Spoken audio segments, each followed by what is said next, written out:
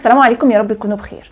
من نظرتنا للفيديوهات والصور الموجودة على السوشيال ميديا أو على غيرها من المنصات، هنلاقي إن في رغبة رهيبة جدا من النساء بالأخص في الحصول أو الوصول على أفضل صورة ممكنة أو أفضل معيار ممكن من الجمال، أيا كانت الوسيلة المستخدمة مؤذية أو غير مؤذية.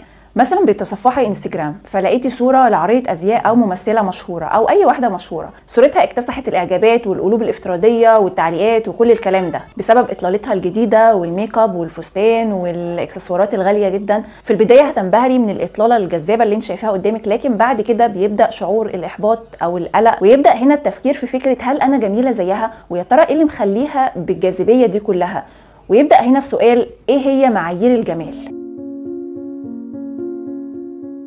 بتأكد الدراسات ان اغلب مستخدمي وسائل التواصل الاجتماعي او النسبة الاكبر من السيدات، وبطريقة ما صممت الوسائل دي لابقاء المستخدمين عليها لاطول فترة ممكنة بشكل ادماني. فكرة الاشارات والاشعارات والقصص الحية اللي موجودة على وسائل التواصل الاجتماعي بترفع نسبة القلق عند المستخدمين بشكل رهيب، وده راجع لنظام الاعجابات والتقييم الاجتماعي والمقارنات المستمرة. الحاجة المقلقة هنا هي طريقة استخدام النساء للادوات دي بسبب فكرة عرض الصورة باستخدام الفلاتر اللي كلنا عارفينها لتغيير الشكل كليا على حسب ما صاحبة الصورة عايزة، في حالة كده من مزج الحقيقة مع الخيال.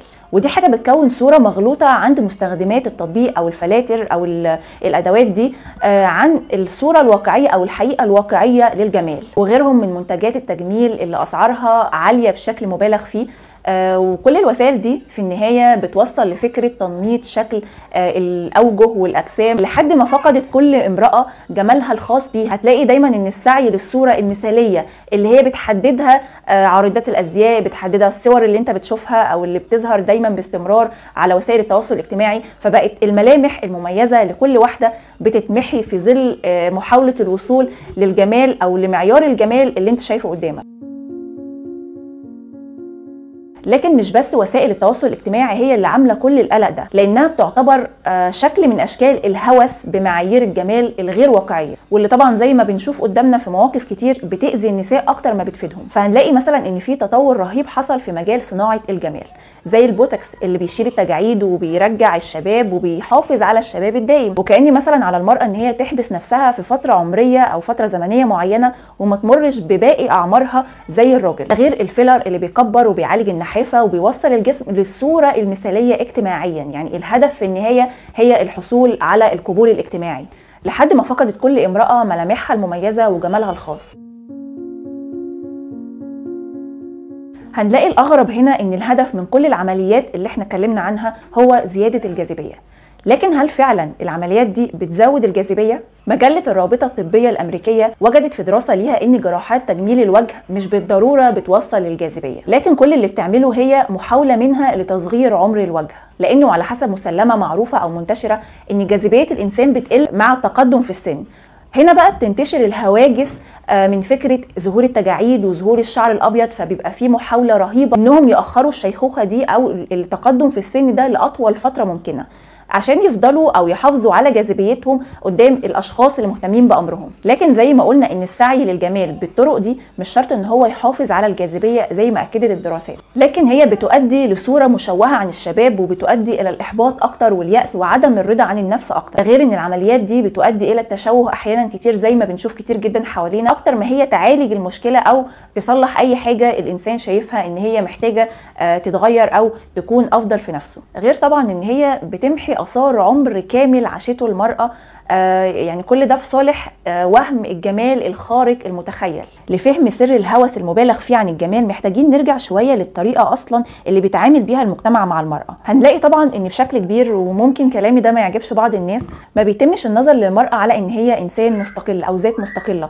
لها فكر ومشاعر ورغبات خاصة، ومن حقها ان هي تعيش كل مراحل عمرها من غير ما تتحط تحت ضغط ان هي تضطر تعيش مرحلة عمرية معينة وتفضل فيها وتحبس نفسها فيها من اجل ان هي تعجب الاخرين. لكن بيتم التعامل معاها بصورة مثالية من خلال النظر او الاهتمام اكتر بشكلها وصورتها اكتر من النظر لحقيقتها او لشخصيتها الفعلية، وكأنها مثلا لوحة فنية مش من حقها ان هي تمر بمراحل عمرها بسلام نفسي، ولا من حقها ان هي تتمتع بجمالها الخاص ايا كانت نسبته. فهنلاقي الى حد كبير في حالة من النسخ اكتر من الابداع حتى في الاعمال الفنيه. على حسب راي الفيلسوف فالتر بنيامين في الوقت الحالي صعب شوية تلاقي لوحة فنية متميزة زي الموناليزا، لكن هتلاقي كتير من الأعمال اللي بتسعى للتقليد للحصول على القبول الشعبي وبالتالي تحقيق الأرباح. هنا بقى هنلاقي مين أكبر مستفيد من كل الهرج اللي بيحصل ده.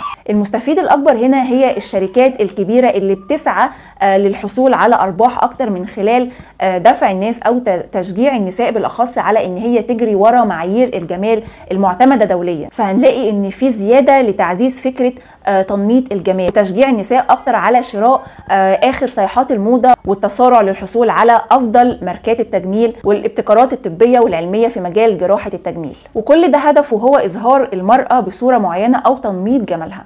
وايه الهدف النهائي من كل ده غير الربح وزياده المبيعات وان الشركات او اسماء الماركات تتعرف اكتر وتزيد ارباحها، بغض النظر عن التاثيرات النفسيه والماديه اللي بتعود على النساء اللي بتجري دايما ورا الحصول على فكره معايير الجمال الخارق. كل المعايير دي اللي فرضتها الشركات وعارضات الازياء وكل اللي ليهم مصلحه ان فكره تنميط الجمال ده يكون موجود بالشكل اللي احنا شايفينه. فطبعا اللي بيحصل ان كل اللي بيخرج بره الدايره دي او كل اللي بيحاول ان هو يكون بره الصوره دي او بره المعايير دي المتعارف عليها بيتخلل جواها شعور بفقد الثقه بالنفس وبيبدا الاحباط وبيبدا الشعور بالقلق يتزايد.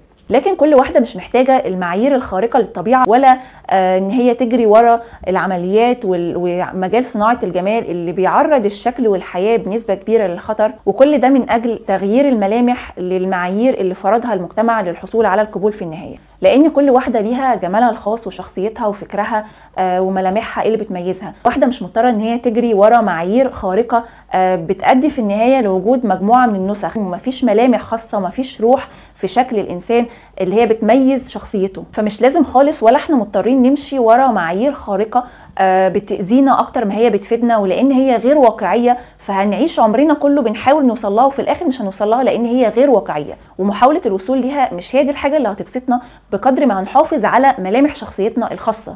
ايا كانت الوسيله المستخدمه في الوصول للصوره دي مؤذيه لصاحبتها او غير مؤذيه، رغم ان هي عارفه ان هي بتستخدم فلتر لكن هي متخيله ان دي المعايير الطبيعيه اللي المفروض اي واحده او جمال اي واحده يكون عليها. بعض الابحاث المنشوره على الرابطه الامريكيه للطب النفسي بيأكد ان انستجرام بيسبب المقارنات المستمره بيننا وبين غيرنا، ده غير الشعور بالاحباط والقلق والاكتئاب.